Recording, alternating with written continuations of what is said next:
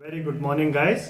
मेरा नाम डॉक्टर बिज बिहारी पांडे और आज हम डिस्कस करेंगे मिनरल न्यूट्रिशन के बारे में।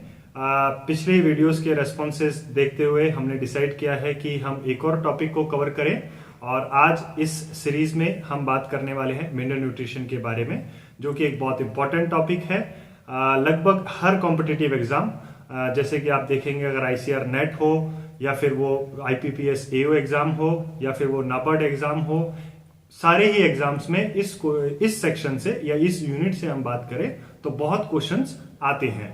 तो ये यूनिट एक तरीके से agronomy as well as soil science और प्लांट फिजियोलॉजी एस्पेक्ट से बहुत इंपॉर्टेंट है। तो चलिए शुरू करते हैं प्लांट न्यूट्रिशन के बारे में। क्या होते हैं डिफरेंट प्लांट न्यूट्रिशन, इनका किस प्रकार से एब्जॉर्प्शन होता है, प्लांट के अंदर जाने के बाद इनके क्या फिजियोलॉजिकल फंक्शंस होते हैं, अगर डेफिशिएंसी होती है तो प्लांट के डिफरेंट पार्ट्स पर किस प्रकार से डेफिशिएंसी सिम्टम्स देखने को मिलते हैं। तो आज इन सब के बारे में हम बात करेंगे। चलिए शुरू करते हैं सबसे पहले कि प्लांट न्यूट्रिशन होता क्या है। प्लांट न्यूट्रिशन एक प्लांट फिजियोलॉजी की ब्रांच है जिसके अंदर हम ये बात करते हैं कि प्लांट किस तरीके से बहुत सारे जो मिनरल्स हैं, डिफरेंट टाइप के मिनरल्स हैं, उन्हें एब्जॉर्ब करते हैं, उन्हें मेटाबोलाइज करते हैं और किस प्रकार से ये मिनरल न्यूट्रिएंट्स एक बार प्लांट के अंदर जाने के बाद किस प्रकार से डिफरेंट फिजियोलॉजिकल फंक्शंस को इन्फ्लुएंस करते हैं। मिनरल न्यूट्रिशन जितने भी हम बात करेंगे जो एब्जॉर्ब होते हैं, जनरली ये इनऑर्गेनिक फॉर्म में एब्जॉर्ब होते हैं। अभी हम आगे जाकर हर मिनरल न्यूट्रिशन के बारे में बात करेंगे, किस फॉर्म में वो एब्जॉर्ब होता है। और सबसे इंपॉर्टेंट थिंग सबसे पहले यही आता है कि किस साइंटिस्ट ने ये जो कॉन्सेप्ट है मिनरल न्यूट्रिशन का, इसे सबसे पहले प्रपोज किया। तो जस्टिस वॉन लाइबिग, आप यहां स्लाइड्स में देख रहे होंगे, जस्टिस वॉन लाइबिग ये वो फर्स्ट साइंटिस्ट थे जिन्होंने मिनरल न्यूट्रिशन को समराइज किया और एक साइंटिफिक डिसिप्लिन के रूप में एस्टैब्लिश किया। इसी कड़ी में जस्टिस वॉन लाइबिग को हम फादर ऑफ मिनरल न्यूट्रिशन भी कहते हैं। चलिए अब इस स्लाइड में हम बात करेंगे कि क्या क्राइटेरियाज हैं एक मिनरल के लिए एसेंशियल होने के लिए। नेचर में बहुत सारे मिनरल्स मिलते हैं और ऐसा नहीं है कि हर मिनरल प्लांट के लिए एसेंशियल है। कुछ क्राइटेरियाज हैं, अगर वो मिनरल या एलिमेंट उन क्राइटेरियाज को फुलफिल करता है तब ही, सिर्फ उन्हीं कंडीशंस में हम उस मिनरल को एसेंशियल कहते हैं। और ये जो क्राइटेरियाज थे ये आर्नन एंड स्टाउट ने दिए थे और आर्नन स्टाउट से पहले ये एसेंशियल क्राइटेरिया एपिस्टिन ने भी दिया था, लेकिन बाद में उसे मॉडिफाइड किया गया और आर्नल्ड स्टाउट ने जो क्राइटेरिया ऑफ एसेंशियली 3 जो मेजर पॉइंट दिए उनके बेसिस पर हम मिनरल न्यूट्रिएंट्स को एसेंशियल है या नहीं ये डिसाइड करते हैं। चलिए देखते हैं क्या वो एसेंशियल क्राइटेरियाज हैं जिनको फुलफिल करने के बाद ही एक न्यूट्रिएंट को एसेंशियल टर्म दिया जाता है। तो यहां पहला पॉइंट जो लिखा हुआ है, ये लिखा हुआ है कि जो एलिमेंट है उसका जो प्लांट के अंदर फंक्शन होने वाला है वो किसी और एलिमेंट की सप्लाई के द्वारा रिप्लेस ना किया जा सके। सपोज टू बी अगर मैं बात करता हूं कि नाइट्रोजन के कुछ स्पेशल टाइप ऑफ या बोलेंगे कि एक्सक्लूसिव फंक्शंस है, जैसे कि प्रोटीन का सिंथेसिस करना, न्यूक्लिक एसिड का सिंथेसिस करना। अगर कोई और न्यूट्रिएंट इस नाइट्रोजन के जितने भी एसेंशियल फंक्शंस हैं उन्हें रिप्लेस कर देता है, वैसे ही जैसे सेम नाइट्रोजन प्लांट के अंदर जाके काम कर रहा है, तब हम नाइट्रोजन को एसेंशियल मिनरल नहीं कह सकते। लेकिन अगर आप देखें तो नाइट्रोजन के प्लांट फिजियोलॉजिकल प्रोसेसेस हैं या फंक्शंस हैं जो वो प्लांट के अंदर जाके कंट्रोल करता है, कुछ ऐसे फंक्शंस हैं या बहुत सारे ऐसे फंक्शंस हैं जो लगभग अनरिप्लेसेबल है या किसी और एलिमेंट के द्वारा रिप्लेस नहीं किए जा सकते। इस वे में हम कहेंगे कि जो एलिमेंट का स्पेसिफिक फंक्शन है वो किसी और एलिमेंट्स के साथ द्वारा रिप्लेस ना किया जा सके। यही हमने फर्स्ट पॉइंट में बात की है। यही पहला एसेंशियल होने का किसी न्यूट्रिएंट का क्राइटेरिया है। दूसरे पॉइंट की जो हम बात करने वाले हैं कि अगर वो न्यूट्रिएंट उस प्लांट को ना दिया जाए या कोई भी अदर न्यूट्रिएंट उस प्लांट को ना दिया जाए तो वो प्लांट अपना लाइफ साइकिल कंप्लीट ना कर पाए।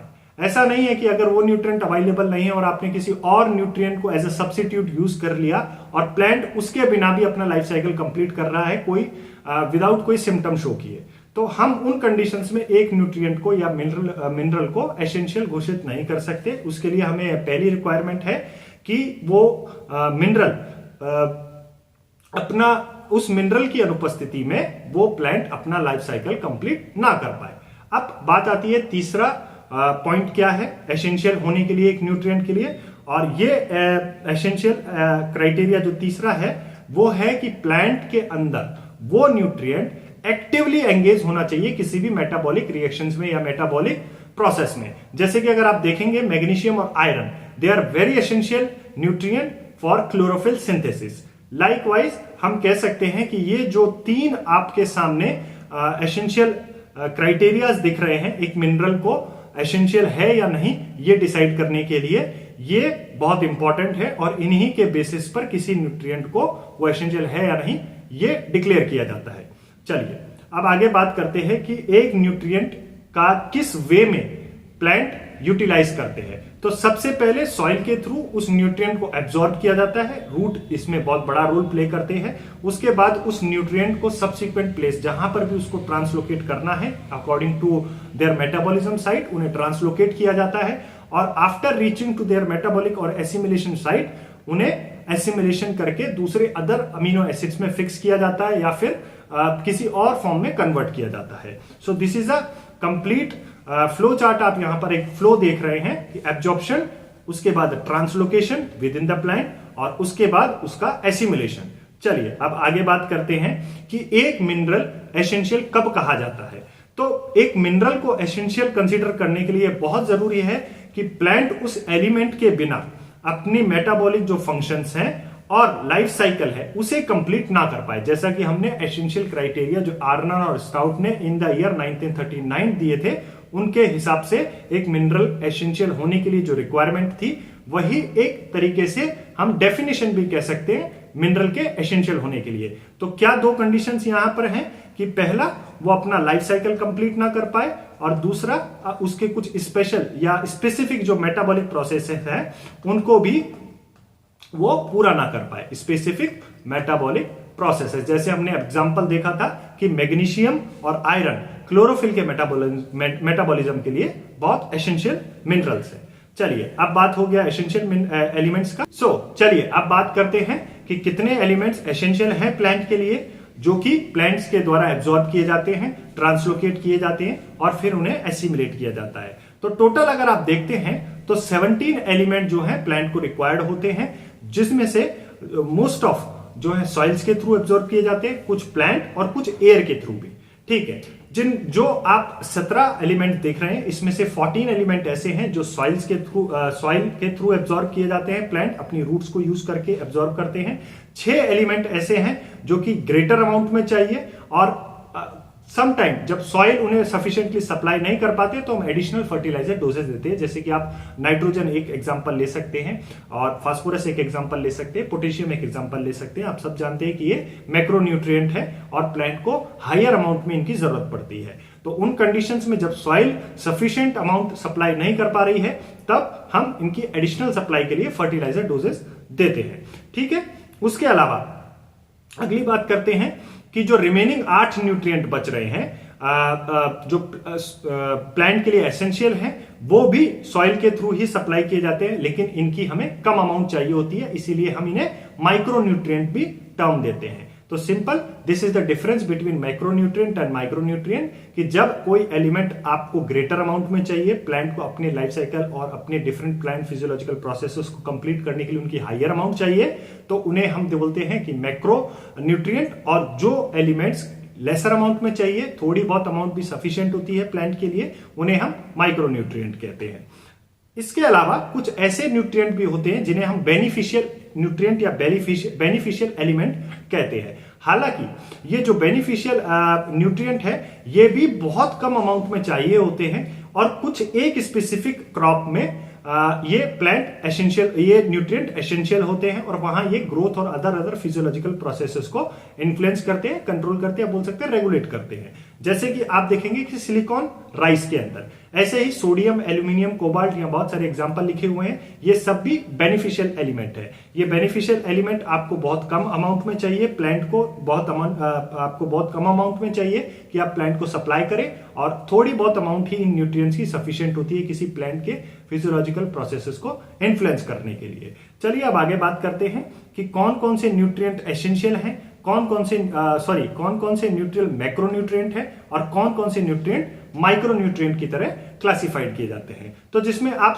कार्बन, हाइड्रोजन और ऑक्सीजन जो देख रहे हैं ये बेसिक न्यूट्रिएंट है, या फिर हम इन्हें स्ट्रक्चरल न्यूट्रिएंट भी कहते हैं कि प्लांट का जितना भी स्ट्रक्चर है या जितने भी स्ट्रक्चरल कंपोनेंट है इन सब में कार्बन, हाइड्रोजन और ऑक्सीजन एसेंशियली प्रेजेंट होंगे, और ये बहुत हायर अमाउंट में प्लांट्स को चाहिए होते हैं। आप कुछ भी देख लीजिए प्लांट के अंदर, आप चाहे प्रोटीन देख लीजिए, चाहे आप सेल वॉल देख लीजिए, एंजाइम देख लीजिए, कोई भी कंपोनेंट ले लीजिए, चाहे वो स्ट्रक्चरल हो चाहे वो फंक्शनल हो, प्लांट के अंदर कार्बन, हाइड्रोजन और ऑक्सीजन आपको बहुत ग्रेटर अमाउंट में मिलेंगे। बात करते हैं मैक्रोन्यूट्रिएंट्स की, तो नाइट्रोजन, फास्फोरस, पोटेशियम, ये 3 मेजर न्यूट्रिएंट आप जानते ही हैं। उसी के साथ साथ सल्फर, कैल्शियम एंड मैग्नीशियम, ये 3 और एलिमेंट हैं। टोटल 6 एलिमेंट हैं जो कि बहुत इंपॉर्टेंट हैं प्लांट्स के लिए।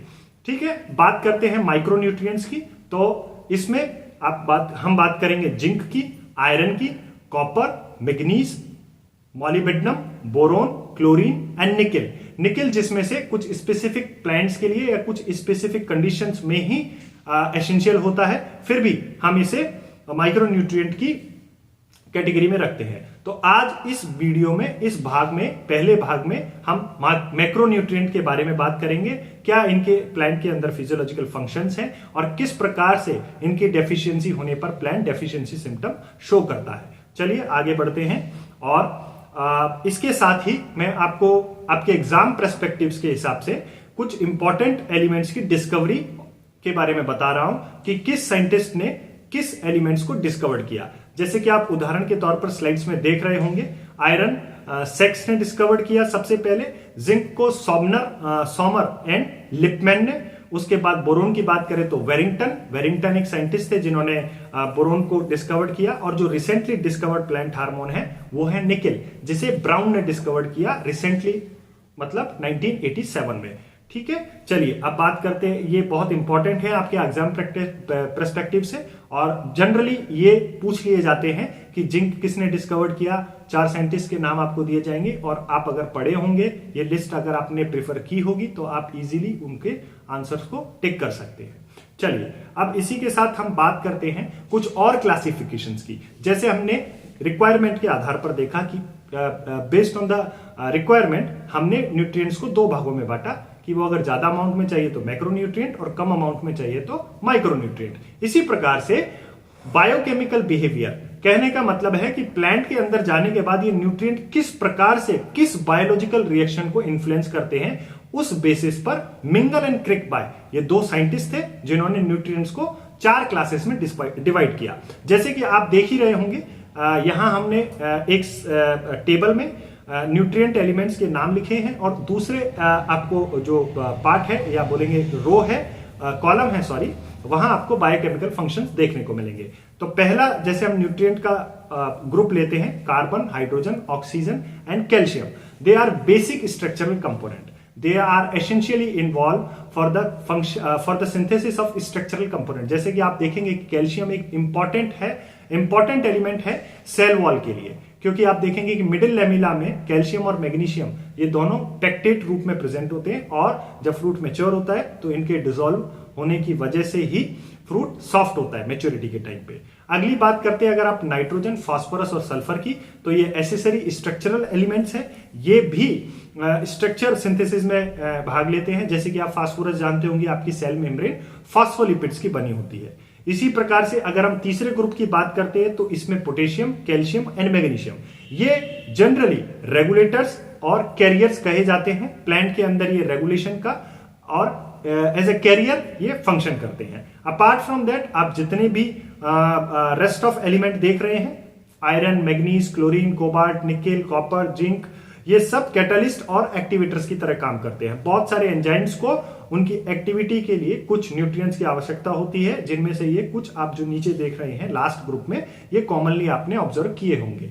तो अब इसके साथ हम आगे बढ़ते हैं, और किस एलिमेंट के क्या मेजर रोल है इसके आधार पर हम हर न्यूट्रिएंट के ग्रुप के बारे में बात करेंगे। जैसे कि आप देख रहे हैं कार्बन, हाइड्रोजन, ऑक्सीजन। हमने पहले भी बात की कि ये बेसिक स्ट्रक्चर प्रोवाइड करते हैं प्लांट को, और प्लांट के शायद हर कंपोनेंट के लिए बहुत ज्यादा जरूरी है। उसके अलावा अगर हम बात करते हैं कार्बन, हाइड्रोजन, ऑक्सीजन के अलावा then nitrogen, phosphorus and sulphur, इन्हें टिश्यू बिल्डिंग एलिमेंट भी कहा जाता है। यानी कि जो टिश्यू के फॉर्मेशन के टाइम पे, या हम कहें सिंपली कि सेल फॉर्मेशन के टाइम पे इन तीनों एलिमेंट्स का बहुत मेजर रोल है।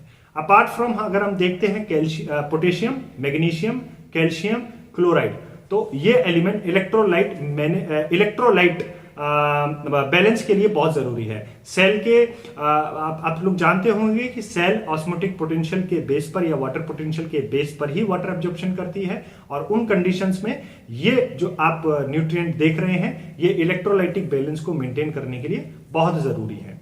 आप देख रहे हैं अब अगला ग्रुप जो है कैल्शियम, मैग्नीशियम और फास्फोरस का, इसे स्केलेटल ग्रुप भी कहा जाता है या स्केलेटल एलिमेंट भी कहा जाता है। जैसे कि मैंने पहले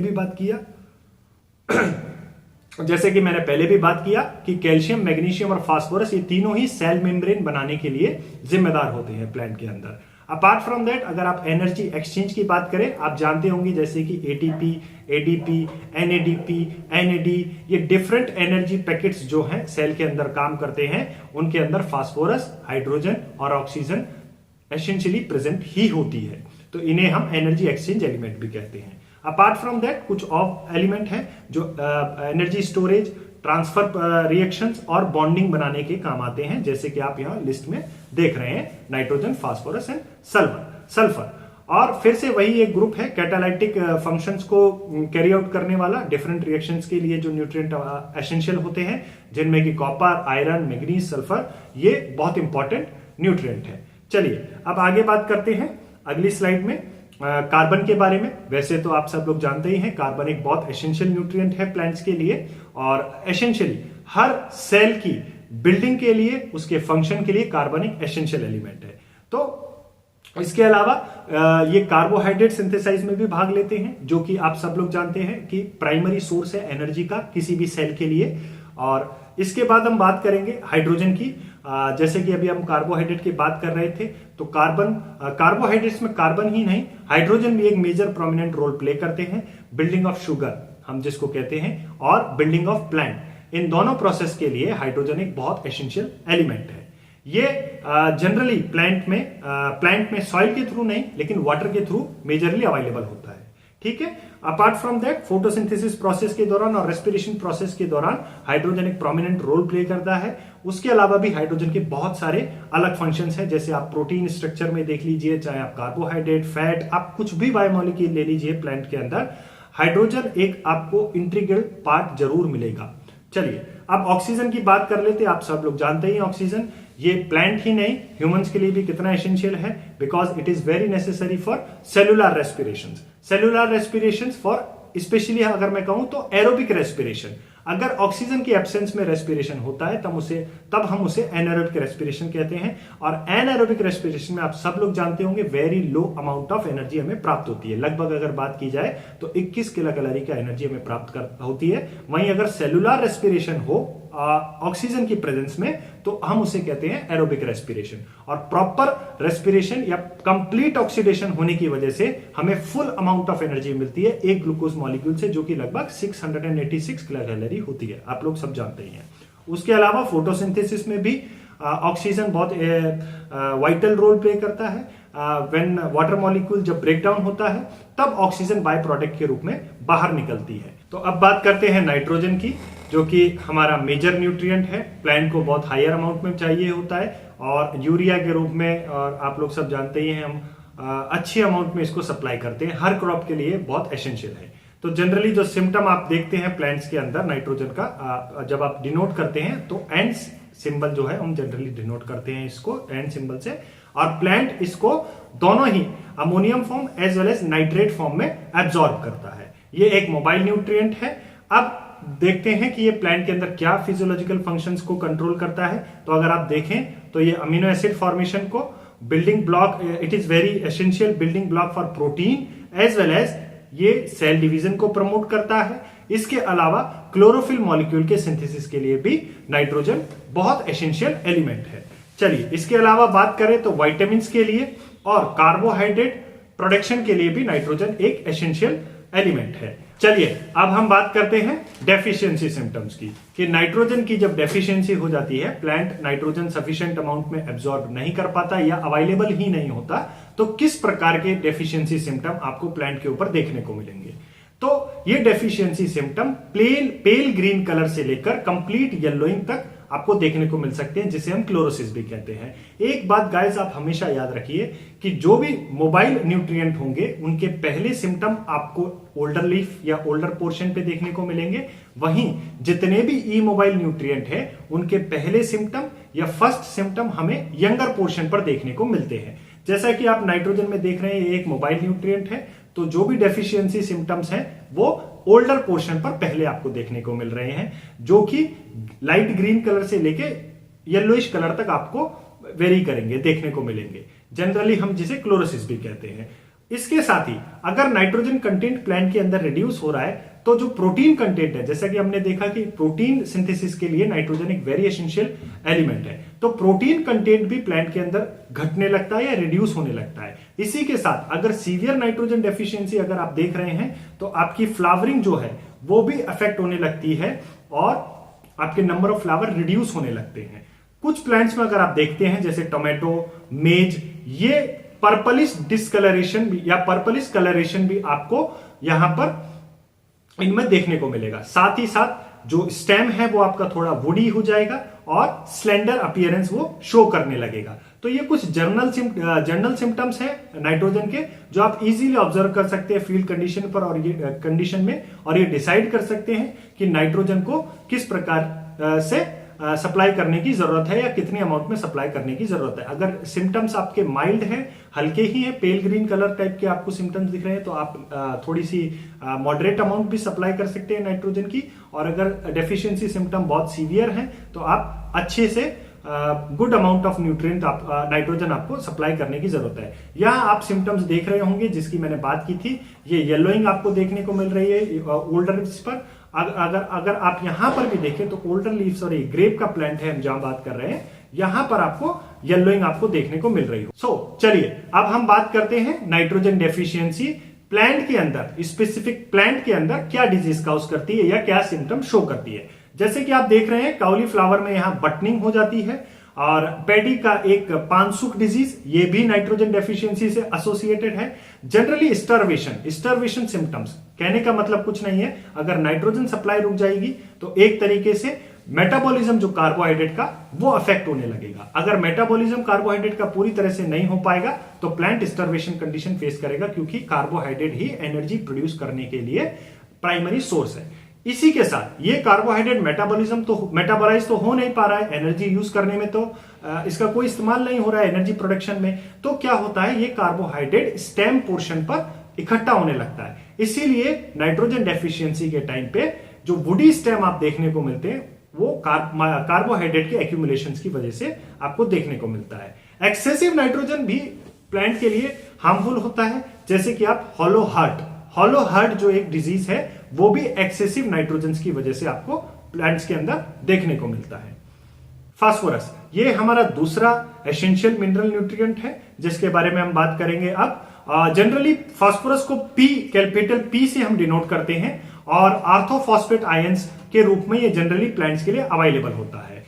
अब इसके फिजियोलॉजिकल फंक्शंस क्या क्या है, प्लांट के अंदर जाने के बाद फास्फोरस किस प्रकार से प्लांट के प्रोसेसेस को कंट्रोल करता है और कौन से प्लांट प्रोसेसेस को कंट्रोल करता है, तो आप यहां देख रहे होंगे कि फास्फोरस फोटोसिंथेसिस को, रेस्पिरेशन को, as well as energy storage in the form of ATP हम बोलते हैं जो, या फिर एनएडीपी या एनएडी, ये जो है स्टोरेज फॉर्म है, और इनके सिंथेसिस के लिए भी फास्फोरस बहुत जरूरी है। इसके अलावा सेल डिवीजन करना और सेल एनलार्जमेंट करना, ये दो जो प्रोसेस हैं, ये भी फास्फोरस के द्वारा कंट्रोल किए जाते हैं। इसके अलावा अगर और आप फिजियोलॉजिकल फंक्शंस की तरफ ध्यान दें, तो ये रूट फॉर्मेशन को और ग्रोथ को, दोनों को ही प्लांट्स के अंदर प्रमोट करता है। साथ ही साथ जो फ्रूट की क्वालिटी है, वेजिटेबल्स की क्वालिटी है, इसे भी फास्फोरस इंप्रूव करता है। इसी के साथ फास्फोरस सीड फॉर्मेशन के लिए भी बहुत एसेंशियल एलिमेंट है, जो कि सीड डेवलपमेंट में भी हेल्प करता है। चलिए अब इसी के साथ हम आगे बढ़ते हैं और डेफिशिएंसी सिम्टम्स पर ध्यान देखें। देखिए गाइस, हमने बहुत सारे कुछ भर भर कर डेफिशिएंसी सिम्टम्स यहाँ नहीं रखे हैं। हमने सिर्फ वही डेफिशिएंसी सिम्टम्स रखे हैं जो मेजरली प्लांट्स के अंदर देखने को मिलते हैं, और एग्जाम्स में भी आपको यही डेफिशिएंसी सिम्टम से रिलेटेड क्वेश्चंस आपको देखने को मिलेंगे। चलिए, जिसमें हम सबसे पहले फास्फोरस डेफिशिएंसी की अगर हम बात करते हैं तो सबसे पहले जो आपको प्लांट के ऊपर सिम्टम देखने को मिलेंगे वो होंगे स्टंटेड ग्रोथ। स्टंटेड ग्रोथ, उसी के साथ आपको जो लीव्स होगी वो थोड़ी ज्यादा डार्क ग्रीन कलर की देखने को मिलेगी। नॉर्मल से आपको थोड़ा ज्यादा डार्क ग्रीन कलर ऑब्जर्व होगा। जैसा कि हम नाइट्रोजन डेफिशिएंसी में देख रहे थे, वहां पेल ग्रीन कलर हो जाता है, कलर जो ग्रीन कलर है वो हल्का हो जाता है, और लेटर स्टेजेस में लीव्स येलो भी हो जाती हैं। यहां पर आपको डार्क ग्रीन कलर की लीव्स देखने को मिलेगी। चलिए, जो ओल्डर लीव्स होती हैं, इवन दो सीवियर कंडीशंस में जो ओल्डर लीव्स होती हैं वो तो कंप्लीटली ब्राउन हो जाती है और थोड़े दिनों बाद प्लांट से शेड होकर इवेंचुअली डाई को फेस करती है। अब और अगर आप सिम्टम्स को ध्यान से देखेंगे तो कुछ कंडीशंस में नेक्रोटिक स्पॉट्स भी अपीयर होते हैं। नेक्रोटिक स्पॉट कुछ नहीं होता, जस्ट लीफ के ऊपर डेड टिश्यूज के आपको स्पॉट देखने को मिलेंगे, जिन्हें हम क्या बोलते हैं, नेक्रोटिक स्पॉट बोलते हैं। ठीक है, समटाइम लीफ रेडिश कलर की भी अपीयरेंस देने लगती है। जनरली आपको ये सिम्टम्स बहुत कॉमनली ऑब्जर्व हो जाएगा प्लांट्स के अंदर। इसी के साथ फास्फोरस की डेफिशिएंसी होने पर जो मैच्योरिटी है प्लांट की वो डिले होने लगती है। इसी के साथ seed as well as fruit development दोनों ही प्रोसेस अफेक्ट होते हैं, क्योंकि हमने फंक्शंस में देखा कि फास्फोरस बहुत एसेंशियल है seed as well as fruit development के लिए। अब यहां हम देख लेते हैं कुछ डेफिशिएंसी सिम्टम्स प्लांट के अंदर, जैसे कि आपको यहां देखने को मिल रहा होगा टमाटो में, सिट्रस में, पोटैटो में और बनाना में। यहां देखिए, ये इस टाइप से नेक्रोटिक स्पॉट आपको देखने को मिल रहे हैं, that is nothing but dead tissues. यहां आपको स्लाइटली पर्पलिश अपीयरेंस भी आपको यहां लीफ पर देखने को मिल रही है। उसी के साथ में डार्कर ग्रीन कलर की लीफ यहां देखने को मिल रही होंगी। ये नेक्रोटिक स्पॉट आपको देखने को मिल रहे हैं। तो ये कुछ कॉमन सिम्टम्स हैं फास्फोरस के जो आप प्लांट्स के अंदर ऑब्जर्व कर सकते हैं। चलिए आगे बढ़ते हैं। इसी के साथ पोटेशियम की बात करते हैं, जिसे के सिंबल से डिनोट किया जाता है, और जनरली प्लांट इसे पोटेशियम आयन की फॉर्म में एब्सॉर्ब करते हैं। पोटेशियम की अगर फिजियोलॉजिकल फंक्शंस की बात करें तो कार्बोहाइड्रेट मेटाबॉलिज्म में एज वेल एज स्टार्च के ब्रेकडाउन में ये एक बहुत प्रोमिनेंट रोल प्ले करता है। साथ ही साथ पोटेशियम आयन फोटोसिंथेसिस को बढ़ाते हैं, जो कि और इसी के साथ ये प्रोटीन सिंथेसिस के लिए भी बहुत एसेंशियल है। फ्रूट फॉर्मेशन करना, बहुत सारे एंजाइम को एक्टिवेट करना, बिकॉज ये को फैक्टर की तरह काम करता है बहुत सारे एंजाइम्स के लिए, और उसी के साथ रेट ऑफ रिएक्शंस को भी कंट्रोल करता है। अब अगर और आगे बात करते हैं तो ये प्लांट्स के अंदर विंटर हार्डीनेस को इंप्रूव करता है। ये आपको कई बार क्वेश्चंस में पूछा जाता है, विंटर हार्डीनेस को और डिजीज रेजिस्टेंस को। ये दोनों ही पॉइंट बहुत इंपॉर्टेंट है और जनरली कई बार एग्जाम्स में आपको डायरेक्टली पूछ लिए जाएंगे। ठीक है, उसी के साथ पोटेशियम का एक बहुत इंपॉर्टेंट और प्रोमिनेंट रोल है कि जब भी स्ट्रेस कंडीशन फेसेस करते हैं प्लांट, पोटेशियम ही एक ऐसा न्यूट्रिएंट है जो लीव्स के अंदर एक्यूमुलेट होता है, गार्ड सेल्स के अंदर। एक्चुअली हम और स्पेसिफिकली बात करें और स्टोमेटा की जो मूवमेंट है उन्हें कंट्रोल करता है। आप अगर हमारा हार्मोन वाला वीडियो रेफर करते हैं तो मैंने वहां एब्सिसिक एसिड के बारे में बात किया है कि एब्सिसिक एसिड को स्ट्रेस हार्मोन बोलते हैं, जो कि स्ट्रेस कंडीशन आने पर लीफ के अंदर एक्यूमुलेट होता है और वहां पर ये अल्टीमेटली पोटेशियम आयन के इफ्लक्स को, इफ्लक्स का मतलब है बाहर निकालना, गार्ड सेल से पोटेशियम आयन के इफ्लक्स को प्रमोट करता है, जिससे कि क्या होता है कि स्टोमेटा क्लोज हो जाते हैं। तो एबीए, पोटेशियम आयन, ये दोनों ही एक हार्मोन है और एक न्यूट्रिएंट है, दोनों ही बहुत इंपॉर्टेंट है प्लांट के लिए स्ट्रेस कंडीशन में। ठीक है, चलिए अब इसी के साथ हम बात करेंगे डेफिशिएंसी सिम्टम्स की, कि प्लांट के अंदर पोटेशियम के क्या डेफिशिएंसी सिम्टम्स आपको देखने को मिलेंगे। तो जनरली स्क्रॉचिंग जो एक सिम्टम है वो पोटेशियम के साथ में एसोसिएटेड है। अब स्क्रॉचिंग कहां देखने को मिलेगी, क्या पूरी लीफ पर? हो सकता है एडवांस स्टेज में ये पूरी लीफ पर ही देखने को मिले, लेकिन जो इसका इनिशिएशन है वो एड्ज से ही स्टार्ट होगा। लीफ के जो एड्स होते हैं, जैसे सपोज टू भी आपकी ये लीफ है, तो ये जो एड्स पोर्शन है, ये एड्ज पोर्शन, यहां से आपको स्क्रॉचिंग देखने को मिलेगी। समटाइम ये स्क्रॉचिंग क्लोरोसिस में भी कन्वर्ट हो जाती है, जिसे हम मार्जिनल क्लोरोसिस भी कह सकते हैं। लेग्यूम्स में अगर आप देखते हैं तो ये क्लोरेटिक स्पॉट के रूप में दिखता है। स्पॉट, क्लोरेटिक स्पॉट से अब आप समझ सकते हैं येलो कलर के स्पॉट आपको देखने को मिलेंगे लीफ एड्स पर भी और कई बार थोड़े से आपको यहाँ लीफ पर भी देखने को मिल जाएंगे। जनरली जो मोर कॉन्सेंट्रेटेड आपको क्लोरेटिक स्पॉट देखने को मिलेंगे वो आपको यहाँ मार्जिन्स पर देखने को मिलेंगे। उसी के साथ में आपको एक और सिम्टम देखने को मिलेगा जो कि लीफ टिप्स आपकी होती हैं, सपोज टू बी आपकी लीफ है, अगर ये लीफ टिप है ये थोड़ा सा डाउनवर्ड कर्लिंग आपको शो करने लगेगी। इस टाइप से आपको डाउनवर्ड कर्लिंग जो है लीफ में देखने को मिलेगा पोटेशियम की डेफिशिएंसी होने पर। डाउनवर्ड कर्लिंग बोल लीजिए या फिर हुकिंग भी बोल सकते हैं, कोई अंदर नहीं है। आगे बात करते हैं सीरियल में जो प्लांट होते हैं पोटेशियम की डेफिशिएंसी होने पर उनके जो स्टेम होते हैं वो वीक हो जाते हैं। ऑल्सो रूट सिस्टम भी बहुत हाईली अफेक्टेड होता है। उसके बाद में जितना भी रूट रॉट डिजीज है वो प्लांट्स को इजीली अफेक्ट कर सकते हैं। ये बहुत इंपॉर्टेंट पॉइंट है, मैंने कई एग्जाम्स में इसे ऑब्जर्व किया है कि प्लांट पोटेशियम की डेफिशिएंसी होने पर रूट रॉट डिजीजेस के लिए ससेप्टेबल हो जाता है। एक बार अगर प्लांट का स्टेम वीक हो जाए तो आप सब लोग जानते हैं कि प्लांट की लॉन्चिंग कैपेसिटी एकदम कहें तो खत्म हो जाती है और इजीली कोई भी छोटा सा एक विंड और या हल्का सा भी रेन प्लांट्स को उस पोर्शन से गिरा सकता है, या कहें तो प्लांट के अंदर लोड करने की कैपेसिटी लगभग ना के बराबर होती है। चलिए अब आगे की बात करते हैं। यहां पर आपको कुछ इमेजेस दिख रही होंगी जहां पर आपको पोटेशियम के डेफिशिएंसी सिम्टम्स देखने को मिलेंगे। ये आप जिसकी हम बात कर रहे थे मार्जिनल क्लोरोसिस आप यहां देख रहे हैं। स्क्रॉचिंग भी आपको देखने को मिल जाएगी, थोड़ा सा बर्निंग अपीयरेंस आता है जो आप टोमेटो में इजीली ऑब्जर्व कर सकते हैं। ये बर्निंग अपीयरेंस यहां आप ऑब्जर्व कर रहे होंगे और स्पेसिफिकली अगर आप देखें तो यहां आप ऑब्जर्व कर सकते हैं। चलिए अब इसी के साथ बात करते हैं। ये आपको दो और हमने ग्रेप और सिट्रस का यहाँ लीफ शो किया है जहां पर भी आप इजीली ऑब्जर्व कर सकते हैं सिम्टम्स को पोटेशियम के। चलिए अब इसी के साथ हम देखेंगे कुछ क्रॉप्स के अंदर पोटेशियम के आपको क्या क्या डेफिशिएंसी सिम्टम्स देखने को मिलते हैं। जैसे कि बनाना के अंदर आपको देखने को मिलेगा कि बंच प्रॉपरली फिल नहीं कर पाते हैं, that is improper bunch filling in banana. तो उसी के साथ अगर आप क्राइसेंथेमम में देखते हैं जो कि एक फ्लावर क्रॉप है, हाई वैल्यूड क्रॉप है, और अगर यहां पर आप पोटेशियम की डेफिशिएंसी देखते हैं तो पेटल बर्निंग आपको इजीली देखने को मिलेगी। अब बात करते हैं ग्रेप के अंदर, तो मार्जिनल क्लोरोसिस और लीफ स्क्रॉचिंग, ये बहुत कॉमन सिम्टम्स हैं जो आपको इजीली देखने को मिलेंगे।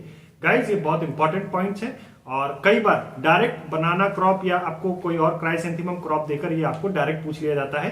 तो एग्जाम पर्सपेक्टिव से आपको ये बहुत अच्छे से याद रखने हैं पॉइंट्स, ताकि आप क्वेश्चन आप एग्जाम में आने पर, कॉम्पिटिटिव एग्जाम में आने पर आप गलत ना करें।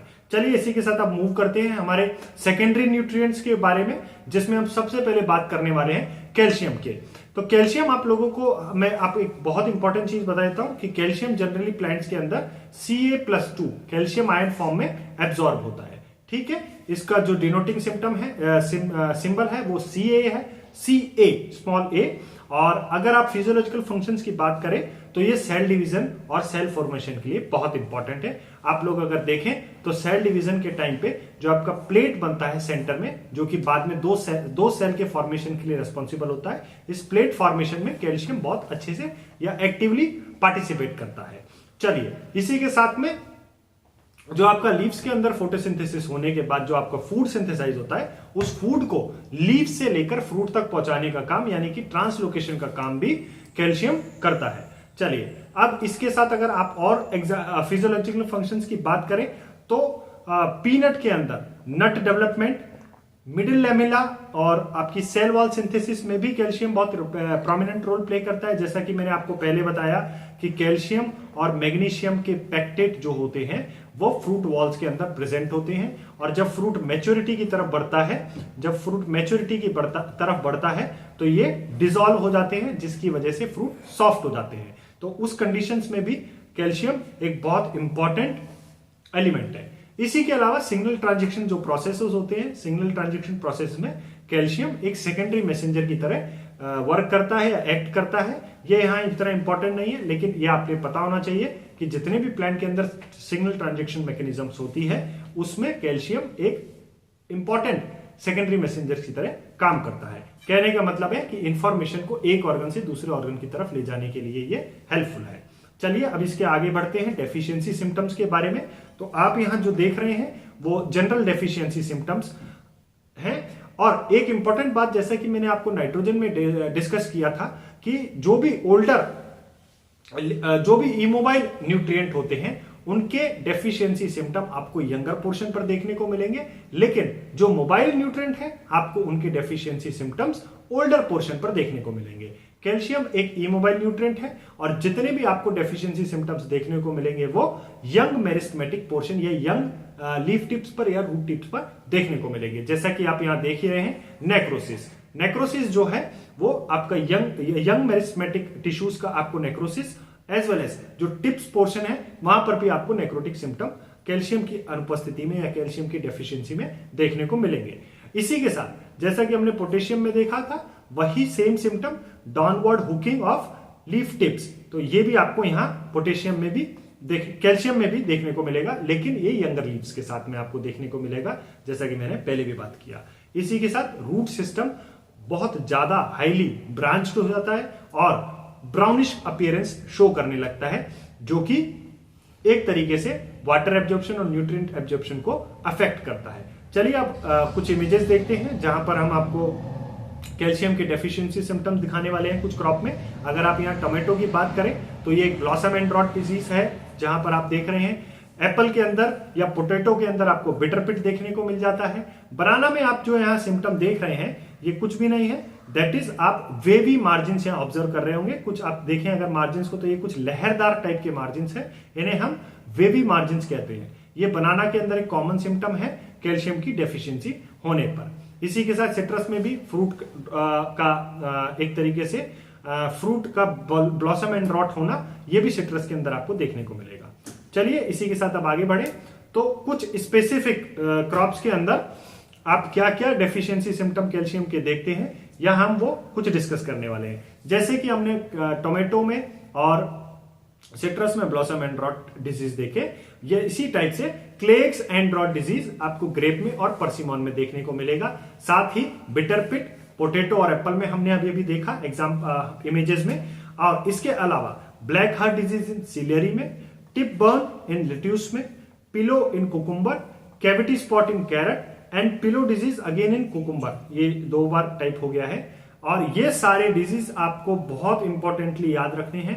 एग्जाम्स में आपको ये बहुत अच्छे से और बहुत फ्रीक्वेंटली पूछे जाने वाले सिम्टम्स हैं, क्योंकि ये क्रॉप से एसोसिएटेड है, स्पेसिफिक क्रॉप से एसोसिएटेड है। इसीलिए आपको लगभग हर कॉम्पिटिटिव एग्जाम में, चाहे वो नाबार्ड हो, चाहे वो आईसीआर नेट हो, जेआरएफ हो, एसआरएफ हो, आपको ये डायरेक्ट इसी कड़ी में इसी टाइप से लिखे हुए मिल जाएंगे। ठीक है, चलिए अब इसके साथ आगे बढ़ते हैं और हम अब अगले न्यूट्रिएंट के बारे में बात करेंगे, जो कि है मैग्नीशियम। मैग्नीशियम का जो प्रोमिनेंट रोल है वो हम आपसे पहले भी डिस्कस किए हैं कि एक क्लोरोफिल प्रोडक्शन के लिए एक बहुत एसेंशियल मिनरल है। इसी के साथ साथ ये फास्फोरस की मोबिलिटी और यूटिलाइजेशन को भी इंप्रूव करता है। साथ में ये बहुत सारे एंजाइम्स के लिए भी एक्टिवेटर की तरह रोल प्ले करता है। ठीक है, तो डेफिशिएंसी सिम्टम बहुत सारे ना लिखते हुए हमने सिर्फ उसी पर फोकस किया है जो आपको जनरली एग्जाम्स में पूछे जाते हैं, जैसे कि interveinal chlorosis of older leaves. Interveinal chlorosis of older leaves, मेरे हिसाब से अब मुझे रिपीट करने की जरूरत नहीं है। अगर सिम्टम ओल्डर लीफ पर आ रहे हैं तो इसका क्या मतलब है। चलिए अब आगे बात करते हैं। एक्सट्रीम कंडीशंस में या एक्सेसिव डेफिशिएंसी कंडीशंस में आपको एक्सेसिव क्लोरोसिस देखने को मिलेगा और कई बार आपकी लीफ क्लोरोसिस जो इंटरवेनियल था इनिशियल स्टेजेस में वो स्प्रेड होकर आपकी पूरी लीफ येलो कलर की होने लगती है, यानी कि कंप्लीट क्लोरोसिस आपको देखने को मिलेगा। लेटर ऑन जब लीफ कंप्लीट येलो कलर की हो जाती है तो वो लीफ फॉल हो जाती है ट्री से और प्लांट की अल्टीमेटली जो फोटोसिंथेटिक एफिशिएंसी है वो रिड्यूस होने लगती है। चलिए अब अगले न्यूट्रिएंट की तरफ बढ़ते हैं। यहां आपको कुछ इमेजेस में हमने मैग्नीशियम के डेफिशिएंसी सिम्टम्स शो करके रखे हैं। आप अगर यहां देख रहे होंगे तो क्लोरोसिस आपको सिम्टम, यहां क्लोरोसिस सिम्टम आपको यहां ऑब्जर्व हो रहे होंगे। चलिए यहां पर भी अगर आप देखें तो कुछ इंटरवेनियल क्लोरोसिस आपको ऑब्जर्व हो रहा होगा, ना पूरी लीफ ग्रीन ना हो, येलो ना होकर। ये इनिशियल सिम्टम्स है, बट ये जो सिम्टम्स आप देख रहे हैं ये लेटर एडवांस स्टेज में है, जो कि धीरे धीरे पूरी लीफ को क्लोरोसिस की तरफ लीड कर रहे हैं। चलिए अब आगे बढ़ते हैं। अब देखते हैं कि मैग्नीशियम के जो डेफिशिएंसी सिम्टम है वो क्रॉप एसोसिएटेड क्या है या स्पेसिफिक क्रॉप में क्या डेफिशिएंसी आपको देखने को मिलते हैं। तो सेंट डाउन ये एक डिजीज जो मैग्नीशियम की डेफिशिएंसी की वजह से देखने को मिलती है, सॉरी मैं कहूंगा फिजियोलॉजिकल डिसऑर्डर। ये एक सैंड डाउन जो फिजियोलॉजिकल डिसऑर्डर है वो टोबैको में आपको देखने को मिलेगा। लीफ रेडनिंग ये कॉटन में आपको ऑब्जर्व होगी मैग्नीशियम की डेफिशिएंसी की वजह से। साथ ही साथ कॉलीफ्लावर में क्लोरोसिस और एप्पल में सेम इंटरवेनियल क्लोरोसिस आपको देखने को मिल जाएगा। चलिए अब इसी के साथ हम आगे बढ़ते हैं हमारे अगले न्यूट्रिएंट की तरफ, जो कि है सल्फर। सल्फर की अगर बात करें तो नाइट्रोजन और सल्फर के सिम्टम्स लगभग सेम होते हैं, कोई कंफ्यूजन होने की जरूरत नहीं है। जो मेजर और बेसिक डिफरेंस ये है कि नाइट्रोजन के सिम्टम आपको ओल्डर लीफ पर देखने को मिलेंगे पहले, लेकिन सल्फर के केस में वही सिम्टम आपको यंगर लीफ पर देखने को मिलेंगे, जैसा कि मैंने यहां लिखा हुआ है।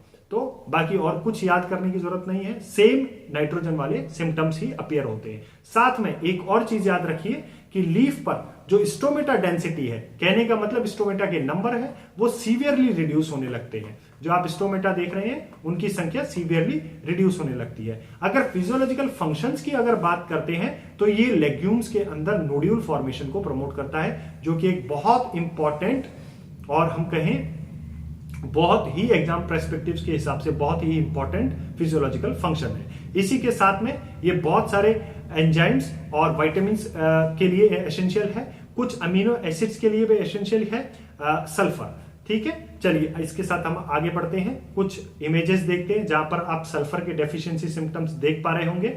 डेफिशिएंसी सिम्टम्स सेम है, लेकिन ये डेफिशिएंसी सिम्टम्स आप देख रहे हैं कि यंगर लीफ पर ज्यादा है, ना कि ओल्डर लीफ पर। ठीक है, इसी के साथ हमारा ये पोर्शन यहां पर हम कंप्लीट कर रहे हैं, ये भाग हम यहां कंप्लीट कर रहे हैं। अगले भाग में हम आपसे मिलते हैं और माइक्रो न्यूट्रिएंट के बारे में बातचीत करेंगे। बहुत बहुत धन्यवाद आपका हमारे साथ जुड़ने के लिए और हमारे वीडियोस को इतना सपोर्ट देने के लिए। मैं उम्मीद करता हूं कि आपका सपोर्ट हमारे साथ बना रहेगा, ताकि हम और वीडियोस आगे आपके लिए ला सके जो कि आपके लिए बहुत इंपॉर्टेंट हो। Thank you very much.